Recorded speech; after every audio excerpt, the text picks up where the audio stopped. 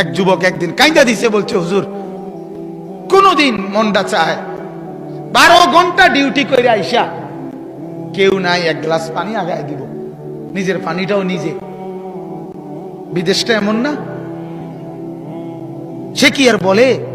বাড়িওয়ালাদেরকে তো বুঝতে দেয় না, মা কানবে, বউ অভাব চিন্তা করবে, এই জন্য বলে না, বলে না।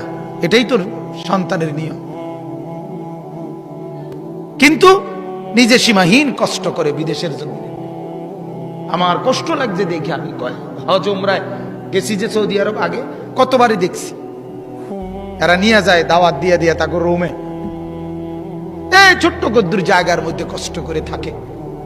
এক যুবক নরসিংদীর আমারে বলছিল একদিন, হুজুর আজ 11 বছর বিদেশ, বাবার ঋণ দেনা এখনো শোধ করতে পারি নাই, বাদ যেতে পারি না, বাবার ঋণ এখনো শোধ হয় নাই হুজুর, কিন্তু ট্যাবলেট হুজুর নাই, কেউ খুললে দিব।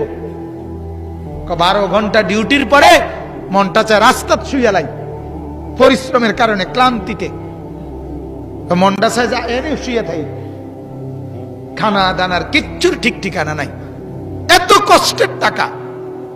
আর তার ছেলেটা, তার বউটা, তার মেয়েটা এখানে মোবাইলে, ওই বেডি পাউডারে, ওই বেডি মার্কেটে, সব শেষ, সব শেষ।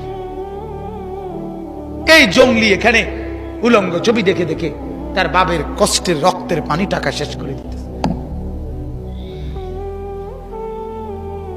তার বিবি 10 টাকার জিনিস 100 টাকা দিয়ে কিনা সমস্ত টাকা জলে নষ্ট করে দিতেছে, আর বেচারার একটা টাকা বাহির করতে ঘাম ঝরে পড়তেছে। কি মিয়া, এটা কোন জিন্দেগি?